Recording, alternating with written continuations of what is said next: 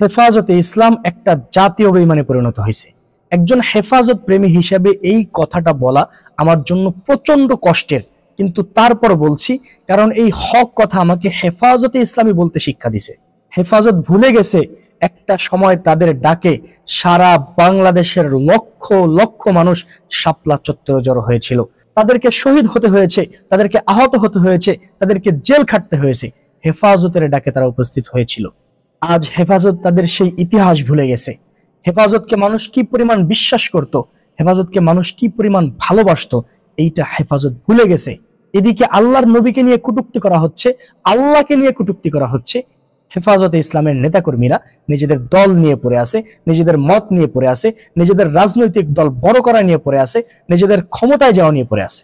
তারা ভুলে গেছে এই হেফাজতের উত্থান হয়েছিল আল্লাহর নবীর ইজ্জতের হেফাজতের জন্য আন্দোলন করে। আজকে কতগুলো দিন হয়ে গেছে আল্লাহর নবীর শানে বেয়াদবি করা হয়েছে, আল্লাহর শানে বেয়াদবি করা হয়েছে, আর আমাদের হেফাজতে ইসলামের নেতাকর্মীরা তাদের রাজনৈতিক দল নিয়ে পড়ে আছে, তাদের রাজনীতি নিয়ে পড়ে আছে। এইটা কল্পনা করতেও কষ্ট হচ্ছে। যখন আমাদের আল্লামা শাহ আহমদ শফি রহমতুল্লাহি আলাই পৃথিবী ছেড়ে চলে গিয়েছেন, জোনায়েদ বাবুনগরী রহমতুল্লাহি আলাই পৃথিবী ছেড়ে চলে গিয়েছেন, নূর হোসেন কাসিমি রহমতুল্লাহি আলাই আমাদেরকে ছেড়ে চলে গিয়েছেন, তখনই অনেকে বলতে শুরু করেছিল হেফাজতে ইসলাম এখানেই শেষ হয়ে গিয়েছে।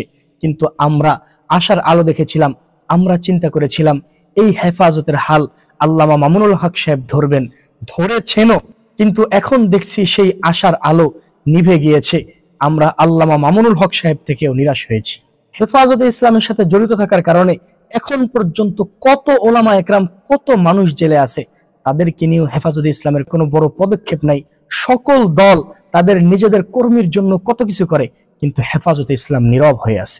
যে কয়েকজন নেতাকর্মীরা এখনো হেফাজতে ইসলামের সাথে জড়িত আছে, আমরা তাদের থেকে অনেক বড় আশা রেখেছিলাম, কিন্তু তারা সবাই আমাদেরকে নিরাশ করেছে। যেই হেফাজতের জন্য একটা সময় মানুষ জীবন দিতে প্রস্তুত ছিল, সেই হেফাজত থেকে এখন মানুষ মুখ ফিরিয়ে নিচ্ছে। এই জন্য আমি বলছি যে হেফাজতে ইসলাম এখন জাতীয় বেঈমানে পরিণত হয়েছে।